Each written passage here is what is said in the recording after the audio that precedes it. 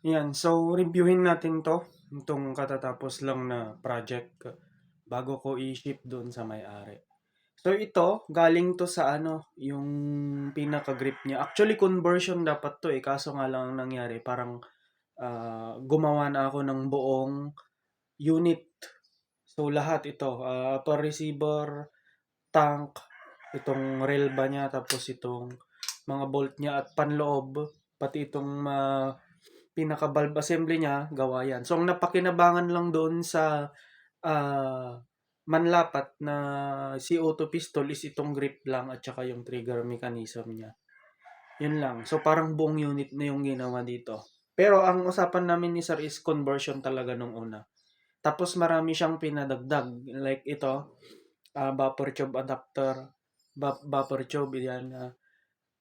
Lalagyan 'to ng ano, yung Emperor style na buttstock para kumbaga parang magiging tactical style siya.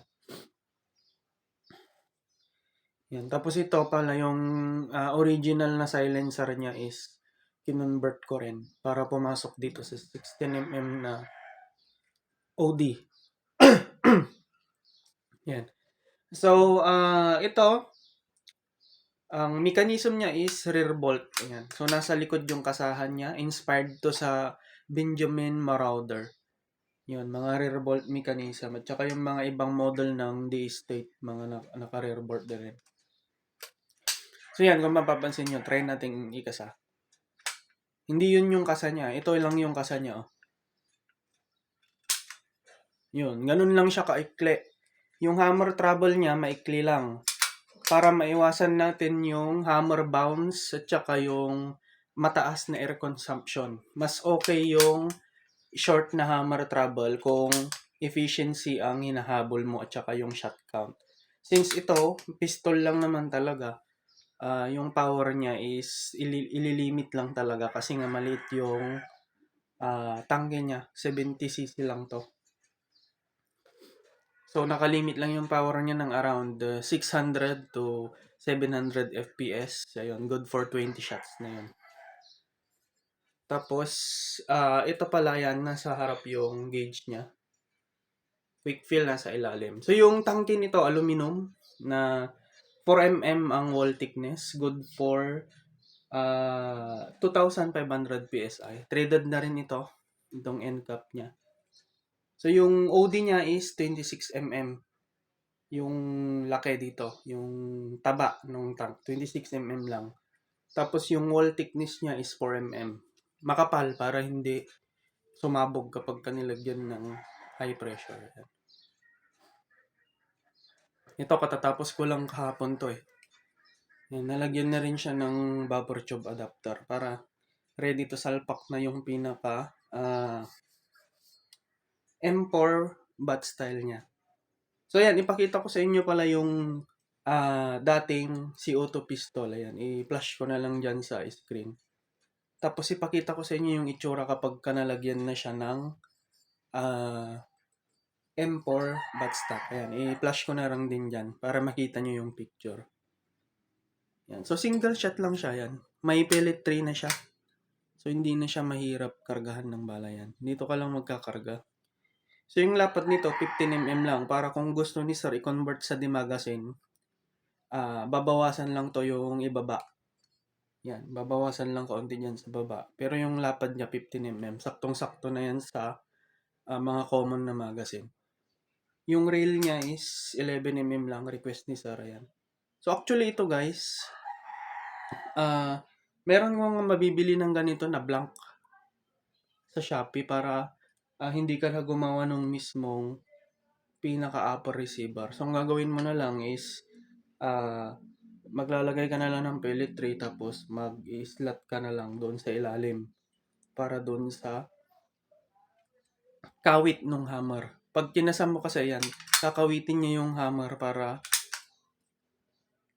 i-latch doon sa pinaka-trigger mechanism. Ganun yung mechanism. Ito yung pinakakawit niya. O, yan. Yan. So, pag ginanon mo, kakawitin niya. Tapos, pag nakaganyan naman, nakalock para ready to fire na yan. So, yung sa original na si auto pistol niya, may safety mechanism rin siya. Yan. So, pag nakaganyan, hindi mo siya maprepress. Yan, pwede mong i-press pag naka-fire na siya. So yung barrel pala na kinabit natin is 12 inches lang, 8 grooves na brass. Yung outer sleeve lang ang stainless. Ayan. So ito ngayon, nakatune siya sa 600 plus FPS. So kasing lakas na rin siya ng full size na CO2 rifle. So kailangan ganun lang yung power niya guys para matipid sa hangin. So makakakuha ka ng maraming usable shots gamit itong maliit lang. 70cc lang pala ang ano nito, ang volume niya. So pwede rin sana gawin na regulated to. Pero ang request ni sir is long tank. Yan, mas mahal lang kaunti yung regulated kasi gagawin siya ng offset.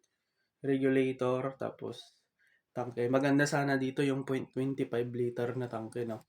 Para compact pa rin. O kaya kung makakahanap ng slim tank na Taiwan na yung maikli lang, maganda rin. Ayan, tignan nyo yung itsura. Napakagaan niya. Parang 2 kilos lang yata to. Tapos yung balance niya nandito na malapit sa grip. Ayan. Okay na okay siya pang off-hand shooting. Hindi mo na kailangan i-rest kasi ang ganda ng balance niya. Yung mga battle tank kasi guys, front heavy yun. Mahirap siyang i-balance kapag ka off-hand. Nakakangalay. Pero ito, since nandito yung balance niya malapit sa grip, ang ganda niyang i-off-hand. Maganda to pag patrol hunt ka lang. Yung tipong palakad-lakad ka lang sa sa gubat or farm, tapos pag may nakita kang prey, babanat kaagad ng ganyan, no? Off-hand. Hindi mo na kailangan ng bipod or rest. Off-hand lang. So, yun naman ang purpose talaga nito. Pang farm daw ni sir. Mga daga, ganun. Mga kumakain ng mga itlog ng manok. Yun, yung mga pesti sa farm. So, yun lang. Maraming salamat sa panonood. Yan. So, check nyo mabuti yung itsura. Yan. Yun.